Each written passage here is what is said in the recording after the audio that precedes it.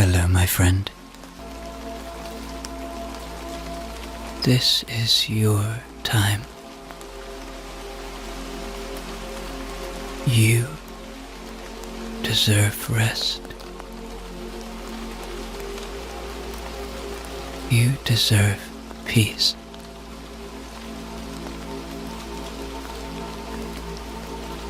There is nowhere to be now.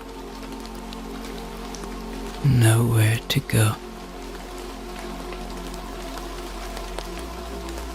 No obligations. Absolutely nothing to do but settle into this moment.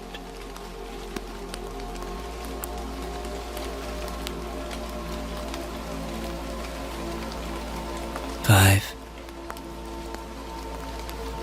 Peace lives within you. It is always there. It's just waiting to be found, waiting to be felt.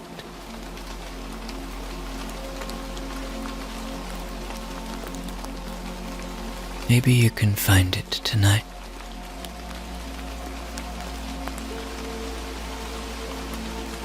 Maybe you can journey to that peace with your mind's eye now.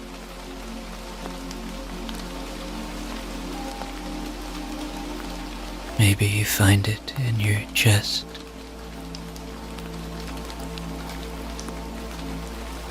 Or in your head. Wherever you might find it, know that it's a constant friend. 4. Perhaps feel a little gratitude now. Gratitude for the simple things. For the shelter you have tonight, whatever it may be.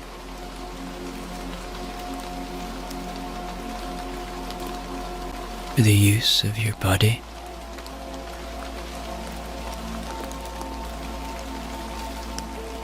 For the ability to just lie here and listen to a sleep story.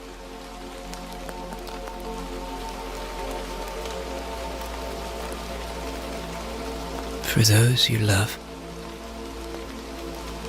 and who love you. Know that you are loved, whoever you are and wherever you are tonight.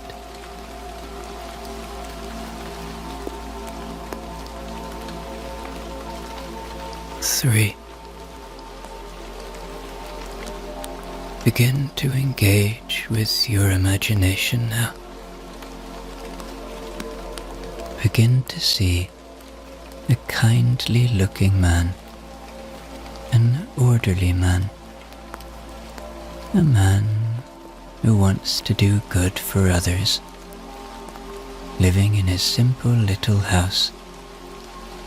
He's getting ready for the day. Soon, he will be cozily inside his pajama shop, waiting for customers. Begin to be ready to hear a heartwarming tale,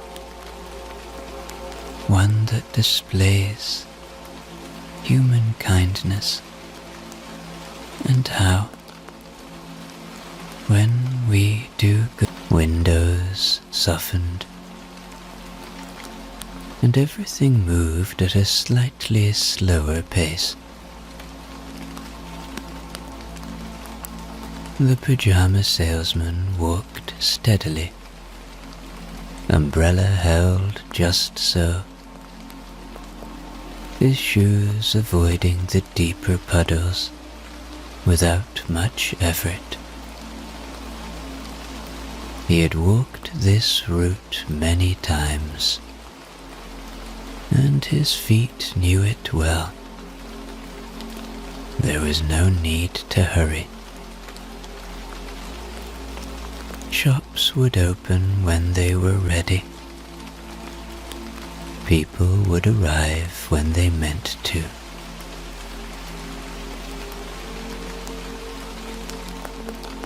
As he walked, he thought about nothing in particular. This was something he did very well. Occasionally, a thought about pajamas drifted in, about buttons, or cuffs, or whether a certain shade of blue was calming or merely sensible. But even those thoughts passed without demanding attention. The rain made a gentle sound on the umbrella, and he found this agreeable.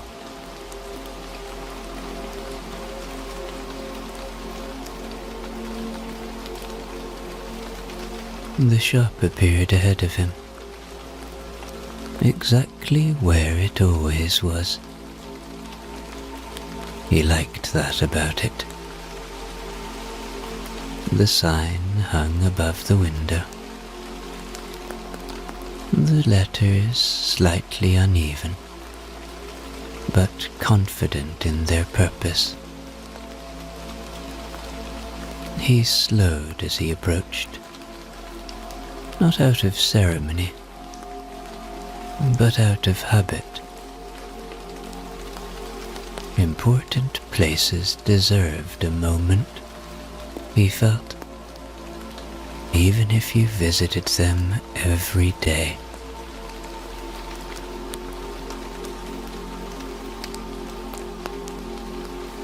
He closed the umbrella, gave it a small shake,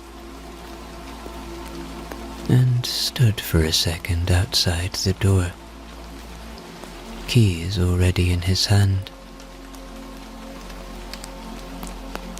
Inside, the shelves would be waiting, the counter ready, the pajamas folded and patient.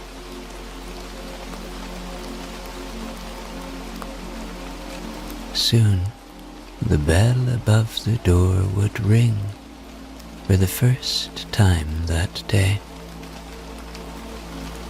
For now, though, he unlocked the door calmly and stepped inside, letting the morning follow him in at its own pace.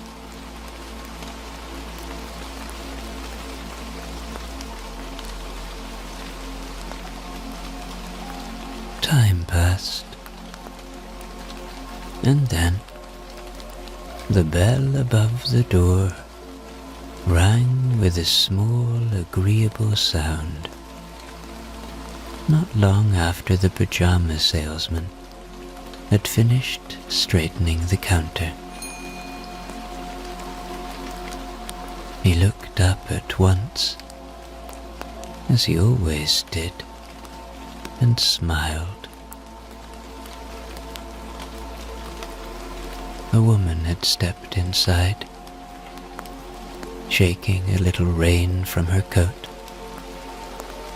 and glancing around with the careful interest of someone who hadn't planned on coming in, but was glad she had.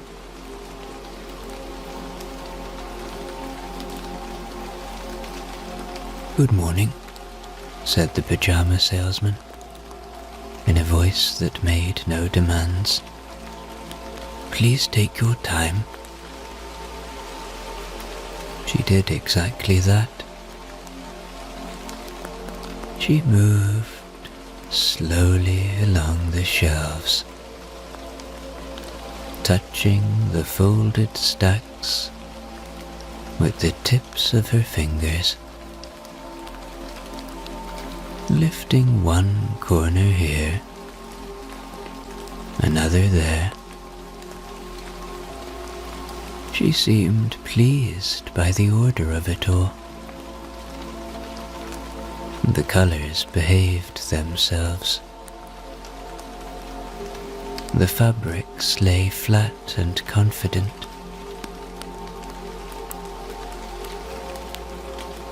Everything looked as though it knew what it was for.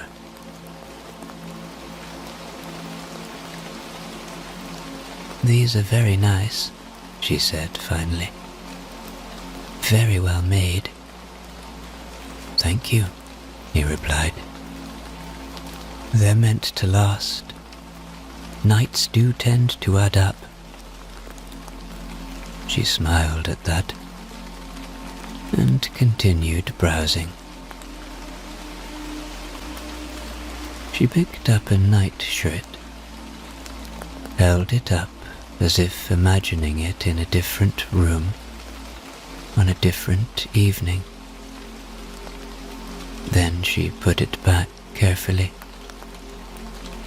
exactly where it had been. "I think," she said slowly, "that what I'm really looking for is something lighter or heavier. I'm not quite sure."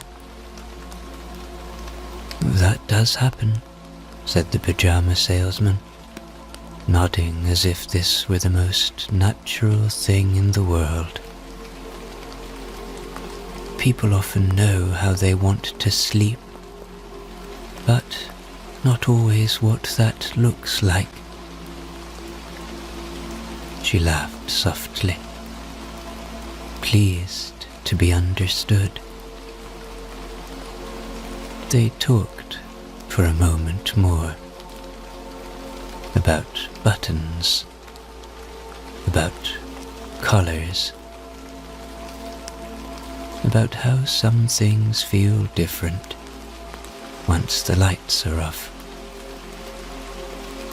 In the end, she stepped back from the counter, regretful but certain. "Not today," she said, "but I'm glad I came in." "So am I," he said, and meant it.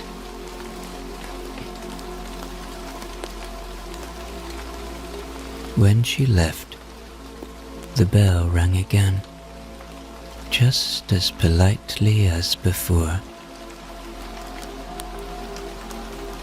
The pajama salesman returned the folded nightshirt to perfect alignment and stood behind the counter, hands resting comfortably. One customer down. The day had begun exactly as he expected.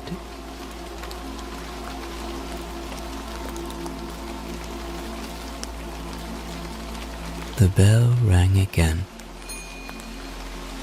An older man stepped inside, rein on his shoulders, and a hat held firmly in both hands,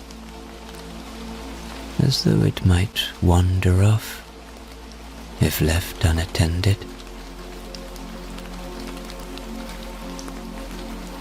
He looked around the shop with clear approval, taking in the shelves, the order, the calm of the place. "Well now," he said, "this is reassuring." "I'm glad," said the pajama salesman. The old man took his time. He lifted a neatly folded pair, felt the fabric between his fingers, and nodded. You can tell when something has been made by someone who knows what they're doing, he said. None of that nonsense.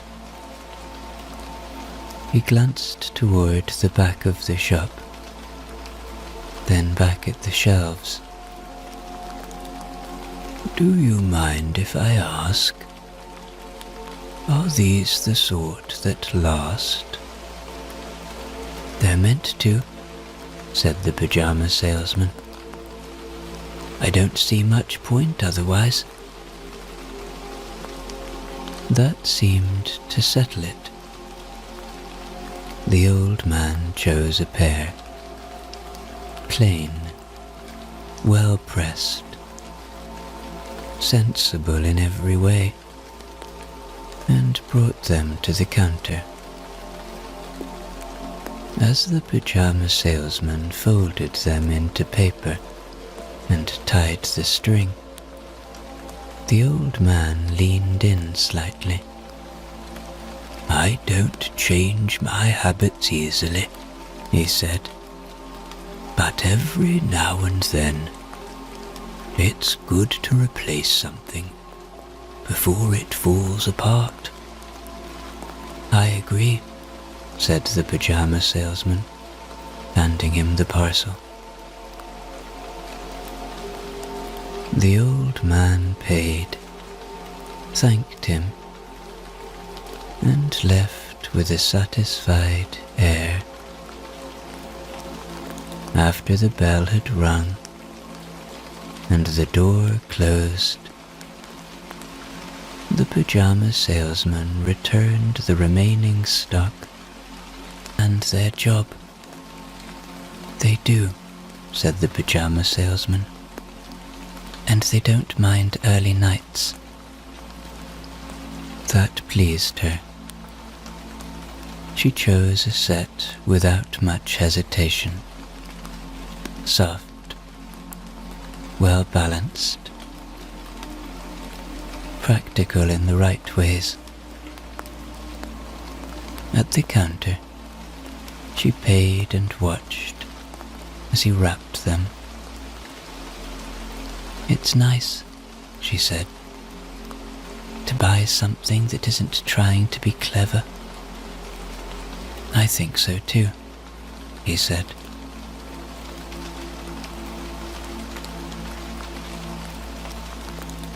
When she left, the bell rang with its familiar sound,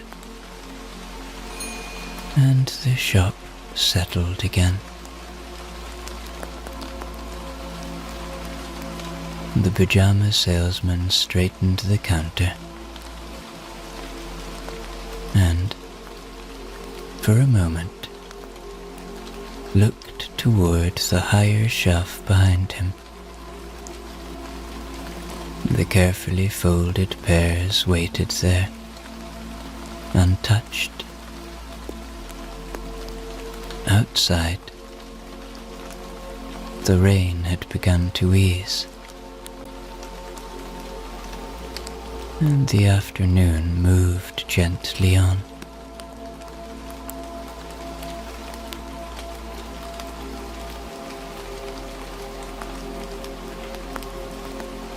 The pajama salesman eventually noticed someone, a man. He noticed him through the window before he reached the door. The man was walking slowly, not wondering exactly, but moving as though each step had to be agreed upon in advance. His shoulders were heavy, his coat too thin for the weather, and his face carried the unmistakable look of someone who had not slept properly in a very long time.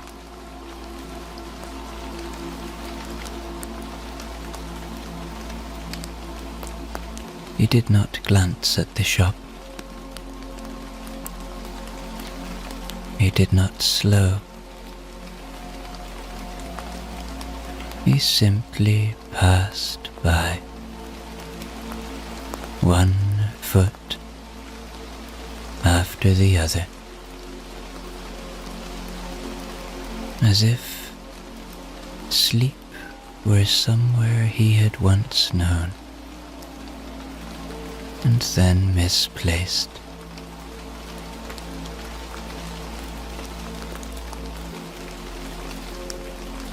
The pajama salesman watched him go by,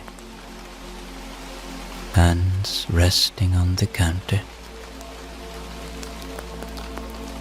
He did not feel alarmed or sentimental. What he felt was recognition. He had seen that walk before,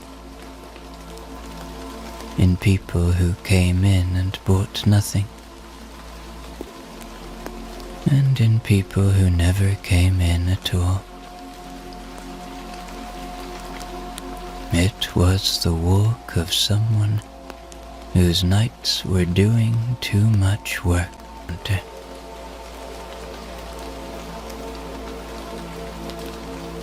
He opened the door and called out gently, not wanting to startle him. "Excuse me." The man stopped and turned, surprised but not wary. "I wonder," said the pajama salesman, "if you might come in for a moment, just to get out of the rain." Inside, the warmth settled around them quietly. The man stood awkwardly near the door, unsure what was expected. The pajama salesman didn't point to the shelves. Instead, he reached up to the higher shelf behind the counter, the one he rarely touched, and brought down a neatly folded bundle.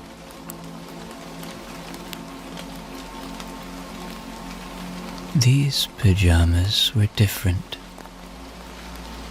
softer, calmer, made not for show, but for rest itself. "These aren't for sale," said the pajama salesman. "They're for people who really need them." He held them out without ceremony. "I think they might help."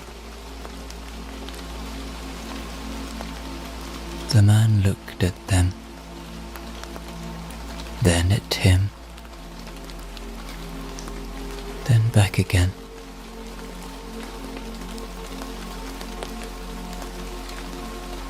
He didn't smile. He didn't speak. He only nodded, slowly, as if something long forgotten had been remembered.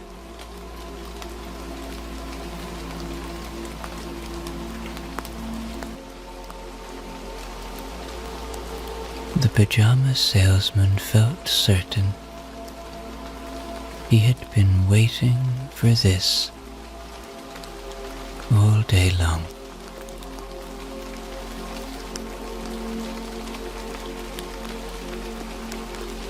The man who was given the pajamas was called Arthur. This was not written anywhere. and nobody announced it when he entered a room. But it was his name all the same. He accepted the folded bundle with care, holding it, as if it might decide to leave if not treated properly. Outside, the rain continued its steady fall, tapping at the pavement with patient insistence, as though it had all the time in the world.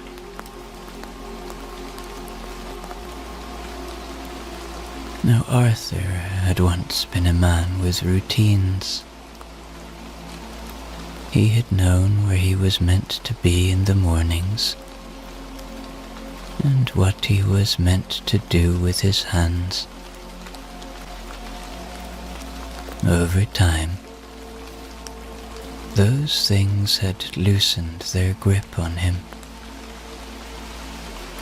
Work had gone, then rooms, then addresses. None of it had happened suddenly. It had arrived quietly. One small change at a time, until one day he found himself walking streets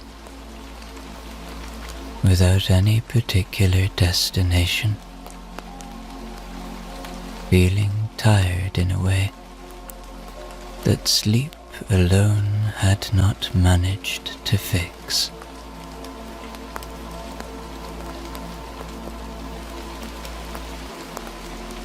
Sleep for Arthur had become a broken thing.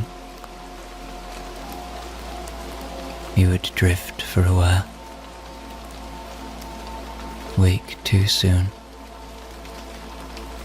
then lie still as thoughts shuffled about, unhelpful and persistent. Nights were long, benches were hard. Even when he found somewhere dry, rest never seemed to settle properly.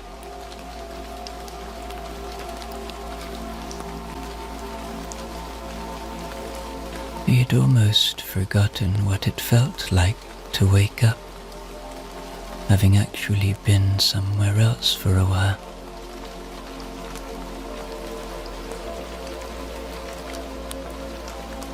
He thanked the pajama salesman with a nod that carried more weight than words, and stepped back into the rain.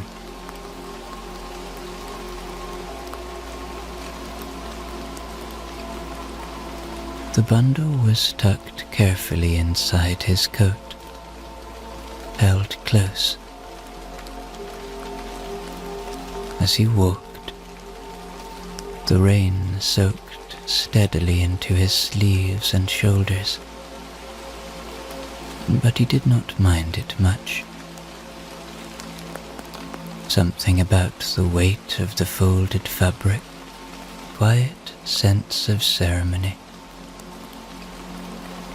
He lay down between clean sheets, rain tapping steadily at the window, and slept through until morning, without waking once. When he opened his eyes, the ceiling was still there. So was he.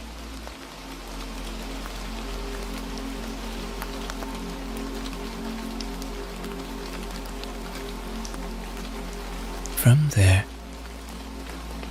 things gathered pace. Work became regular. The room became his. His coat was replaced. His shoes stopped leaking. He learned his way around the neighborhood properly and began to be greeted by name. The rain continued, but it no longer decided the shape of his days. Each evening, the pajamas marked the end of effort and the beginning of rest, just as they always had.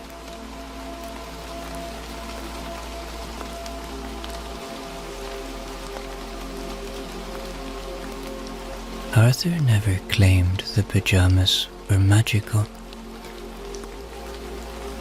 If asked,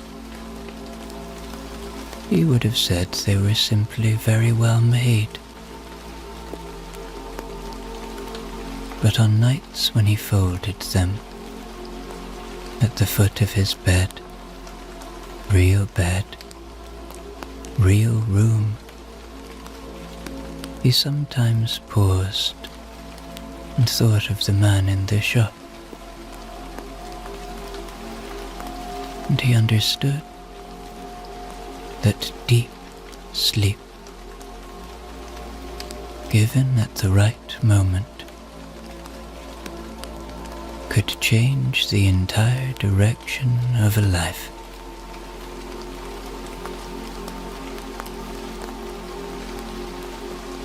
Years passed. Arthur invested wisely, though never greedily. He chose businesses that treated people well, places that valued patience and good work. He had a particular fondness for ventures that gave people second chances. When they asked him why, he would smile and say, "Because everyone deserves a decent night's sleep," which rarely clarified anything, but always felt true.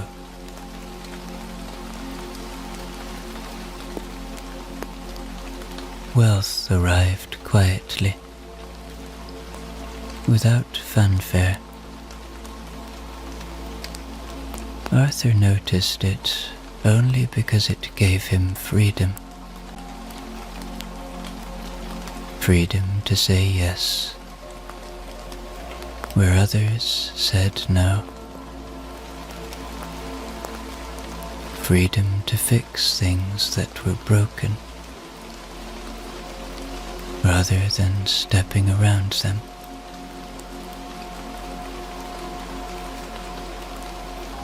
He funded shelters, training programs,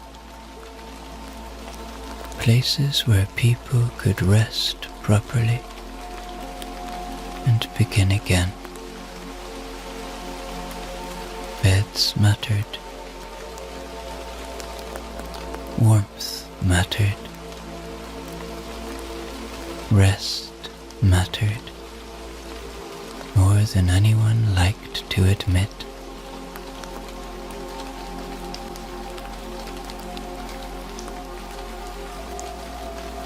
Despite everything he gained, Arthur kept his habits. Each night, no matter where he was in the world, he wore the same pajamas. They had been mended more than once now. Carefully, respectfully, he folded them each morning with the same attention he had given them on that very first night. Success had not improved them, and they had not required improvement.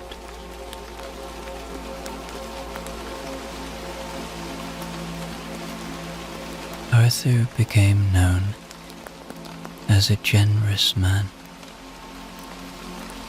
though he never used the word himself.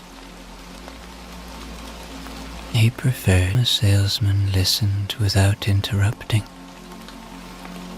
hands resting on the counter, exactly where they always rested. He had always been good at listening. I slept, Arthur said, properly. And then I slept again. And after that, everything else followed. He shook his head slightly, as if still surprised by it. I came back to say thank you,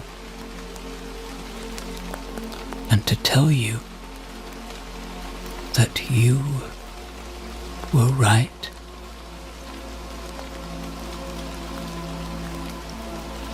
The pajama salesman nodded once, gently.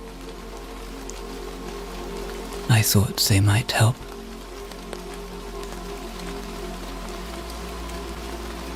Arthur smiled then, finally settled between them, complete and unhurried, exactly as it needed to be.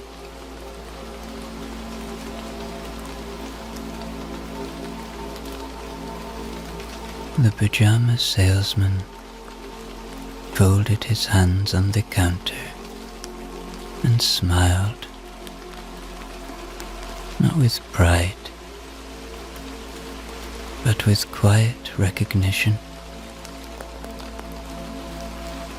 Arthur left soon after, lighter somehow, carrying nothing at all this time. When the door closed, the pajama salesman went to the higher shelf, adjusted a carefully folded pair of pajamas, and left them exactly as they were, waiting for the next person who might need them.